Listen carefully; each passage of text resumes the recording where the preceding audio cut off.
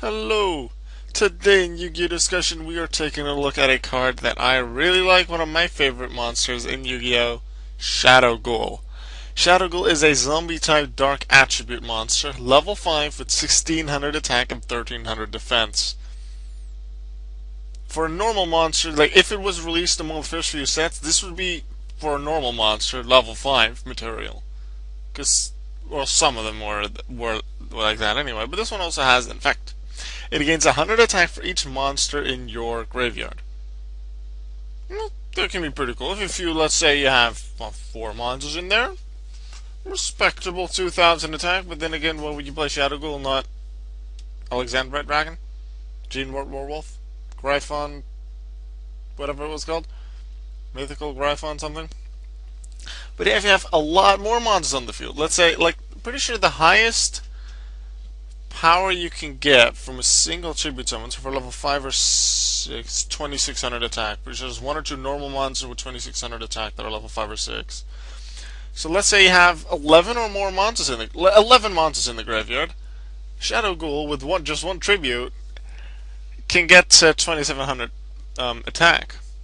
Now it can also be summoned via, let's say, Pyramid Turtle because it has less than 2000 defense.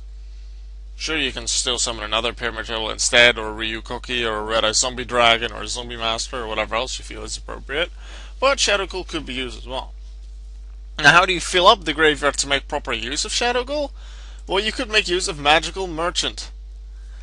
This does require you to really properly use Magical Merchant, is to have a deck that's mostly consistent of monsters, only a few spells and traps. Magical Merchant has a flip effect, which is you excavate card from the top of your deck until you hit a spell or trap. That card's added to your hand, and the rest goes to the graveyard. What you want is, let's say, card number 15 or 20 or something like that to be a spell or trap. The rest all goes to the graveyard. Some of them, possibly because you play Magical Merchant, have graveyard-bound effects. Maybe Necro Gardener that can do something fancy, Glow-a-Bulb to do stuff from the grave. And then that also fuels Shadow Ghoul with so many attack points. And that spell or trap could be useful to you as well. Now, what spell or trap could then be useful in a Shadow Ghoul deck? Blasting the Ruins. It does require 30 or more cards in the grave, though. Not just monsters, 30 more cards. That's a lot. You do want to just Magical Merchant, and then maybe you use 3 Blasting the Ruins, and maybe 1 or 2 Mystical Space Typhoon. That's about all you'd run, and the rest is Shadow Ghoul, Magical Merchant, other stuff that you want to use. Okay, you dump in the grave. Now, you would think, okay, 40 card deck, 1 Blasting the Ruins on the field, let's say, one Shadow Ghoul that leaves 8 cards that don't have to be in your graveyard. So that's not a lot. However, do note, it's 30 cards in the grave. Extra deck cards also go to the grave. So Fusion, Synchro, Xyz. Generally in a Shadow Ghoul deck, you'd probably go with Xyz's. Unless you have, like, I don't know, Phyllis as the Lightstone Archer as a tuner. You could maybe have 1-2 Synchros. But generally, extra deck monsters can fill up the graveyard, which then also fuel Shadow Ghoul again. It's not very strong. It doesn't have any extra effects, like it helps you swarm the field, destroy spell traps, piercing damage. So generally, it's not a very good card. Yeah, I've never seen it in a serious deck. However, I do kind of want to make just a Shadow Ghoul deck and use it a few times because I do really like the card. So I did see a deck profile for a deck like it earlier today, but that was for April 2014 for that format. So that's a while ago. Forbidden Limited was different back then. And also, just there have been quite a few new cards that could be useful. So I'll think about it. Maybe sometime soon I'll make a deck with Shadow Ghoul. Now let's take a quick look at tips. What we can see can be searched by Pyramid Turtle is the one that I was referring to. Lend themselves to use Blasting the Ruins. Yep. Benefit from Deal a Phantom, effectively bestowing the effect of Shadow Ghoul to any monster or doubling it. Does it do the same thing? Like target a monster, 100 attack per? Monster first in the field, increases selected monster's attack by 100 points for each monster in the grave during a turn it's activated. Okay, and it's important that it's applied when it's activated, so when you activate it, then later you send more, it doesn't increase further. That can help. Deal a Phantom, I will try and remember, but I'm not sure if I'll use it.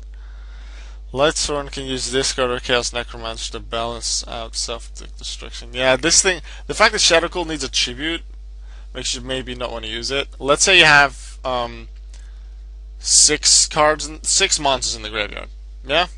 Shadow Ghoul, 2200. Chaos Necromancer is a level 1 monster, no attack, but for every monster in the graveyard it gets 300. So with 6 monsters, that's already 1800. 8 monsters, that'd be 24. With 8 monsters in the graveyard, Chaos Necromancer, which doesn't need a tribute, is as powerful as Shadow Ghoul with. And 8 monsters can happen quite quickly, especially after some pretty big deck destruction. Generally at that point you have your Judgment Dragon out, or maybe your Light Ray Diablos, or whatever Light Ray you may have. Who knows, you could use it in your Lightsworn deck. Was there something else in the tips that I missed, or was that the last one? That traditional form, I'm not really going to look at that. Trivia. This card does not have a password printed on it in both OCG and TCG. I did not know that. Card's effect similar to Chaos Necromancer. It appears in the artwork of Wall Shadow. It does indeed. Because Wall Shadow, pretty sure if in the anime they fuse like Wall Shadow with like Labyrinth Wall or something in that weird Labyrinth duel that the Paradox Brothers have against Yugi and Joey. It's in the first season. It's kind of weird. But yeah, like Shadow Ghoul and then Labyrinth Wall, which wasn't, I believe, a monster, but just the area Labyrinth Wall, and they use Magical Labyrinth to. Pretty sure Magical Labyrinth actually tributes Shadow Ghoul. Just to be. I want to check mine. Does it tribute Shadow Wall? Or Magical Labyrinth? No. Equipped to Labyrinth Wall, you contribute the equipped monster special on Wall Shadows. It doesn't necessarily use Shadow Ghoul, but it's definitely, it looks like it. Appearance-wise, uncanny resemblance to Gurnia. I can see why. It sort of look like it. Bandai version 2000 1400, Konami is 1613. Bandai version is violet, Konami is green. Bandai is similar to Wall Shadow, but one's really Shadow Ghoul. Shadow Ghoul Bandai. Let's see. It does look like Wall Shadow, yeah. Also, its effects are quite different. 40 card deck, only monsters, max is 5500. 60 card deck, 75 or 9000 of extra decks integrated as well. Yeah, I don't think I'll ever get that far, because a few Spell and Trap supports will probably help with Shadow Ghoul. I actually have this card in real life. I just have one copy just because I wanted it. It was really cheap because no one really uses it. But yeah, I have it, and that's cool. That was the discussion video for today. In the comments, what I'd like you to do is, besides just your regular comments, post about one card. Preferably a card that isn't forbidden, but if you want to choose a forbidden card, go ahead. Choose just one card that you really like. This can be a card that's used a lot, Necrons of Unicorn, a card that's almost never used, like Shadow Ghoul, a card that's sort of in between, like, I don't know, Legendary Six Samurai Shien. Name one card. It can be spell, monster, trap, old, new. And for the next few Yu-Gi discussions, I'm not going to promise it's like all the, let's say, the next 5 or next 3 or something.